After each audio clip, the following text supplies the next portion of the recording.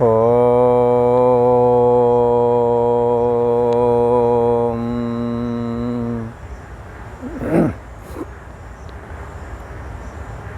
श्री योग वासिष्ठ के स्थिति प्रकरण में श्री वशिष्ठ जी महाराज बोले, हे राम जी, जीवन मुक्त सदा अलेप रहता है, उसके अंदर किसी तरह की आसक्ति नहीं होती, विषयों में बरतता हुआ भी विषय लोलुपता से रहित बना रहता है। यहाँ कहते हैं कि जीवन मुक्त अलेप है। किस चीज़ से अलेप है? शरीर मैं नहीं हूँ, शरीर का जानने आ रहा हूँ मैं हूँ, तो शरीर से अलेप है। इंद्रियों को भी जानने हारा और मन बुद्धि को भी जो जानने आ रहा है, ये जीव चेतना ही जानने में आ जाती है। जो जानता है वो आत्मा है, जो जानने में आ जाता है वो शरीर मन इंद्रियां और सोने जागने वाली चेतना, यही जीव चेतना कहलाती है। जो हमें और आपको लगता है मैं हूँ, ये मैं हूँ, जैसे मैं हूँ को भी तो कोई जानने हारा है। जो जानने हारा है सो वो कौन है? स्वमस्मि, उस विज्ञाता को ही शास्त्र ने और बड़े बड़े ऋषि महर्षियों ने उस विज्ञाता को ही आत्मा कहा है। तो यहाँ कहते हैं कि संसार में जो आम जीव हैं, उनसे जीवन मुक्त महापुरुष, ज्ञानवान तत्वदर्शी महापुरुष कुछ अलग है। जीवन मुक्त कैसा है? अलेप है, उसको संसार का कोई क्षोभ स्पर्श नहीं करता। संसार में अनेकों प्रकार के क्षोभ होते हैं। गरीबी का क्षोभ, परिवार से कोई आदमी चल बसे तो उसका क्षोभ, राग द्वेष के क्षोभ, काम क्रोध के क्षोभ, अनेकों क्षोभ होते हैं जिससे कि छाती जलती रहती है। तो यहाँ कहते हैं संसार का कोई क्षोभ उसे स्पर्श नहीं करता। वह निरीक्षित, निरुपस्थित, कैसा है? निरीक्षित, उसकी सारी इच्छाएं खत्म हो गई हैं। विद्यते हृदय ग्रंथि छिद्यन्ते सर्व संशया छियन्ते चार्ष कर्माणि तस्मिन् दृष्टे पराबरे। उसके अंदर की सारी इच्छाएं खत्म हो गई हैं। इच्छाएं खत्म हो गई, वासनाएं खत्म हो गई, वासना खत्म हो गई, वहाँ आसक्ति खत्म हो गई, आसक्ति खत्म हो गई, मोह गया, जो किस मोह सकल व्याधिन कर मूला। शास्त्र के स्वाध्याय करने से, श्रवण करने से कितनी बड़ी कृपा शास्त्र की होती है और वो हमारे जीवन को बदल देता है। कहते जीवन मुक्त अलेप होता है, उसको कोई क्षोभ स्पर्श नहीं करता। क्यों नहीं करता? क्यों? निरीक्षित, इसको उसकी कोई कामना नहीं है।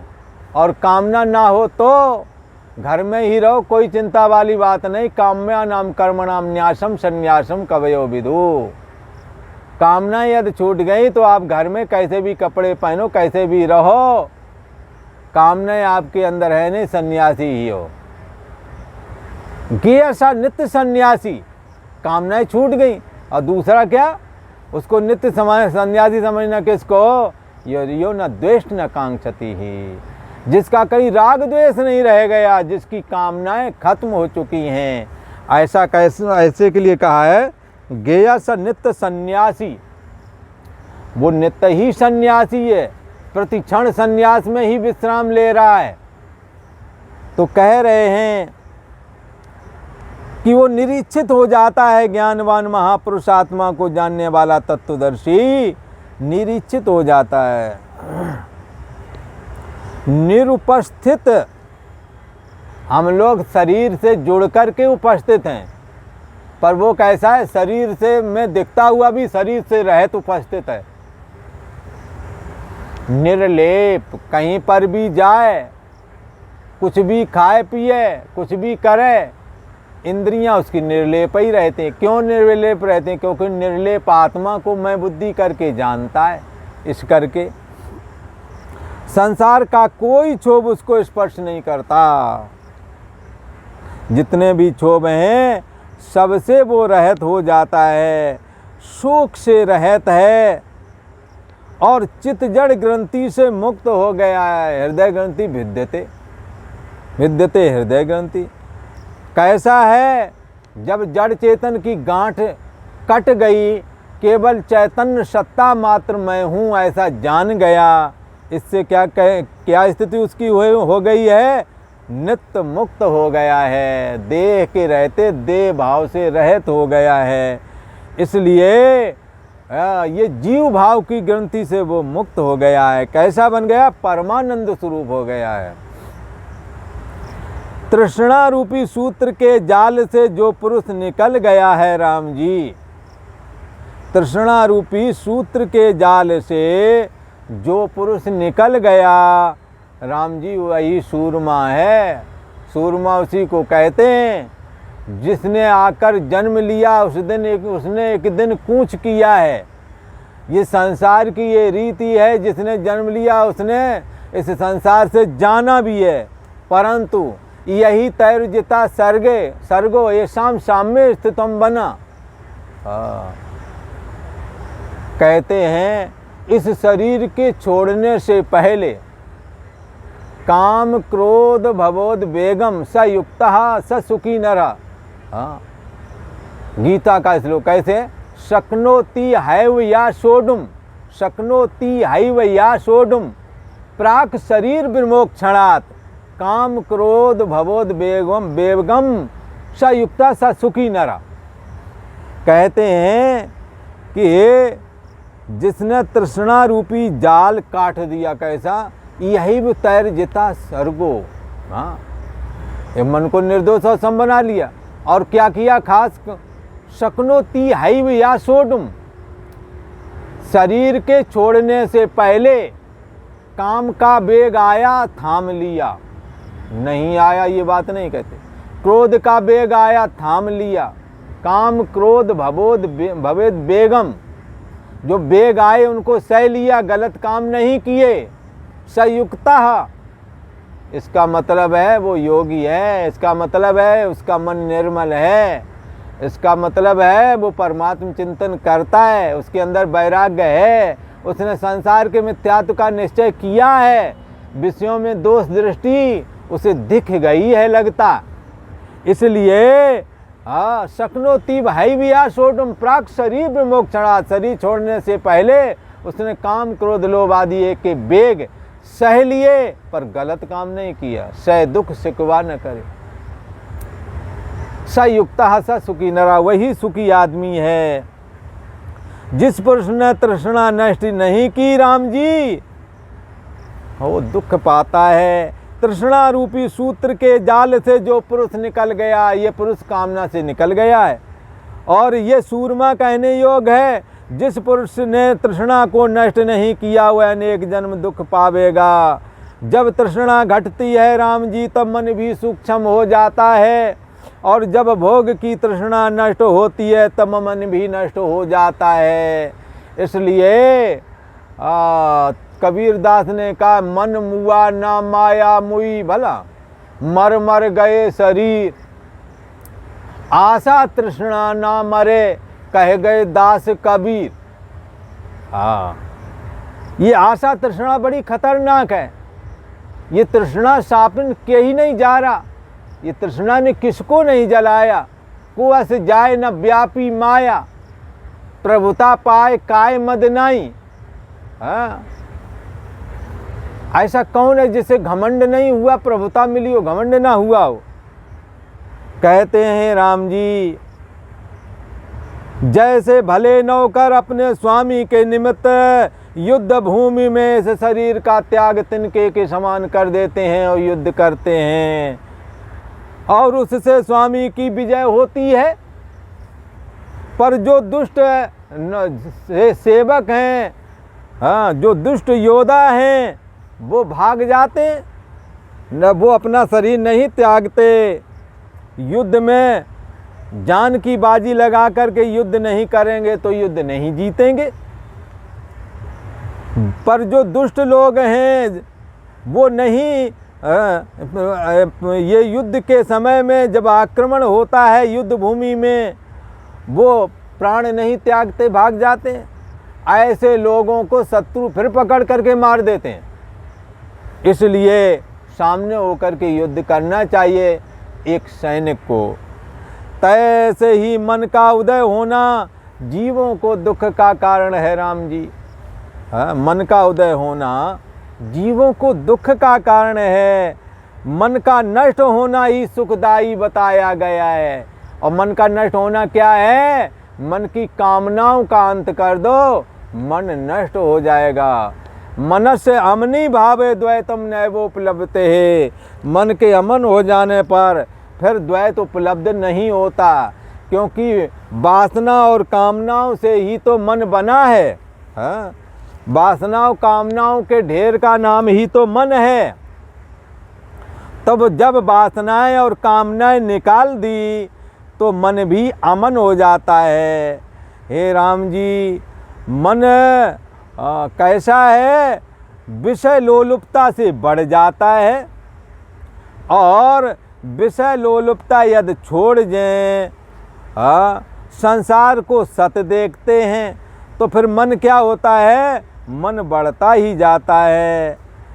हे राम जी, युद्ध भूमि में तो ये सब त्यागते ही हैं प्राण, जो नहीं त्यागते भाग जाते हैं। वो कैसे लोग हैं? ये दुष्ट लोग हैं।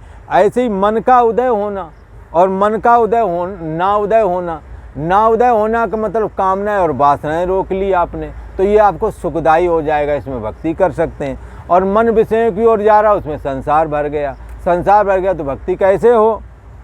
मन का नष्ट होना सुखदाई है। ज्ञानवान मन को नष्ट कर लेता है। अज्ञानी मन बुद्धि, अज्ञानी का मन बढ़ता चला जाता है। जल की मन की एक गत नीचे को ही जाए। संसार जब मिलता जाएगा, मन नीचे को ही जाता जाएगा, मन का वजन बढ़ता जाएगा और वो नीचे से नीचे गिर जाएगा। अज्ञानी का मन वृद्धि को बढ़ता चला जाता है संसार की ओर। संपूर्ण जगत चक्र राम जी मनोमात्र ही है, ऐसा समझना। कहीं बना है ऐसा नहीं, मन में ही ये है सब, और बाहर दिख रहा है। जैसे सिनेमा में कैमरे वो रील कहीं चल रही होती है और ये पर्दे पर सारा का सारा फिल्म दिखता है, तो ऐसे ही अज्ञानी का मन बढ़ता जाता है जब संसार की ओर जाता है। संपूर्ण जगत चक्र मन में है। जैसे पर्दे में जो भी जगत दिख रहा है सिनेमा घरों में, वो सब उस रील में ये जो पीछे से वो फोकस डालते हैं। ऐसे ही सारा जगत मन में है, लगता क्या है कि बाहर है। इसलिए कस्तूरी कुंडल बस है। जैसे कस्तूरी उसके कान के पास कहीं होती है हिरण के, और वो उसकी खुशबू लगती है नाक में, उसे लगता है बाहर से आ रही है, और होती उसके अंदर में। ऐसे ये मन जो है संसार अपने हृदय में धारण करता है, और ये इंद्रियों के द्वारा दिखता है। हे राम जी, ये पर्वत मंडल स्थावर जंगम रूप जो कुछ जगत है, यह सब मनोमात्र है। माया मात्र इदम द्वैतम, ये जितना भी जगत है माया मात्र है, मन मात्र है। मन से अलग हो करके जगत कुछ नहीं। इसीलिए तो कहा है मन माया प्रकृति जगत चार नाम बपू एक। मन कहो, माया कहो, प्रकृति कहो, जगत कहो, ये चार नाम ही है एक ही चीज के। इसलिए जब लग ये सांचे लगें, मन माया प्रकृति जगत चार नाम बपू एक, जब लग ये सांचे लगें तब न लखो निज रूप। जब तक ये सच्चा लगता है तब तक अपने निज स्वरूप आत्मा में पूर्णता विश्रांति लाभ नहीं प्राप्त हो पाता। इसलिए ये सारा जगत मनोमात्र है, मन की ही अभिव्यक्ति है। जैसे स्वप्ने का जगत जितना भी है वो आपके मन का ही फुरना है। साक्षी आत्मा की सत्ता होने से मन की वासना ही जगत रूप हो करके स्वप्न अवस्था के जगत के रूप में दिखता है। इसलिए हे राम जी, यह सब जगत मनोमात्र है। और कैसे है सो सुनो। चिन्ह मात्र शुद्ध कला में जो चित्त कला का फुरना हुआ है, जो शुद्ध चेतन है, उस शुद्ध चेतन में जो चित्त कला, ये जो चित्त आया और चित्त का इंद्रियों के थ्रू देह और जगत किस तरह दिखाता है, विषय किस तरह दिखाता है, तो उसको श्री वशिष्ठ जी महाराज कहते हैं, हे राम जी, शुद्ध चिन्ह मात्र शुद्ध कला में जो चित्त कला का फुरना हुआ है, वही संवेदन संकल्प विकल्प से मिल गया और मलिन हो गया और स्वरूप का विस्मरण हो गया उसको, उसी का नाम मन हो गया। समझने के लिए एक बार कहते हैं, शुद्ध H2O मात्र पानी में एक लहर उठी। अब लहर बाहर की ओर देखने लगी, कभी इधर जाती संकल्प हो गया, कभी उधर जाती विकल्प हो गया, इसी में फंस गई। मैं H2O मात्र पानी हूँ ये भूल गई। ऐसे ही मन खड़ा हुआ है चैतन्य समुद्र में। बुद्धि देश का साक्षी चैतन्य आत्मा ये सत्ता मात्र है और ब्रह्म समुद्र ही है। सबकी बुद्धि देश का साक्षी यही है। इसमें चित्त रूपी छोटी छोटी लहरियां होती हैं, वो इधर जाती संकल्प हो गया, उधर गई विकल्प हो गया, इधर उधर उठना यही संकल्प विकल्प है। और इनको मैं आत्मा हूँ ये विस्मरण हो गया है और विस्मरण होते ही इसका नाम मन हो गया। जैसे जो लहर पानी से अलग पानी के ऊपर फुरने लगी, अब वो इधर देखती उधर देखती, ये संकल्प विकल्प करके H2O मात्र मैं पानी हूँ ऐसा ज्यों ही भूले तो उस लहर का नाम ही मन हो गया, यद्यप वो पानी ही है। ऐसे ही ब्रह्म समुद्र में फुरने वाले अहम त्वम इदम करके हम तुम आदि जो लोग हैं, इनके अंदर जो मैं हूँ करके मन फुर रहा है, वो कभी इधर संकल्प करता कभी विकल्प करता है। और संकल्प विकल्प करने से ये संकल्प विकल्पात्मक ये मन कैसा है, मन तू ज्योत स्वरूप है, चैतन्य सत्ता आत्मा से ही अभेद है ये, परंतु बहिर्मुखता होने की वजह से ये कैसा हो गया है, शुद्ध चेतन होते हुए भी ये बहिर्मुख होने से मन हो गया, जड़ हो गया है और विषय लोलुपता में फंस गया है, पुनर्जन्म पुनर्मरणम में पड़ गया है। इसलिए शुद्ध चिन्हमात्र शुद्ध में शुद्ध कला में जो चित्त फुरा है, वही संवेदन चित्त रूप संवेदन संकल्प विकल्प से मिलकर के मलिन हो गया। अपने मैं आत्मा हूँ ऐसे स्वरूप का विस्मरण हो गया है। उसी ब्रह्म समुद्र की छोटी सी लहरिया का नाम जो कि स्वरूप को विस्मरण कर गई है, उसी का नाम मन हुआ है और मन कोई दूसरा नहीं। आज इतना ही।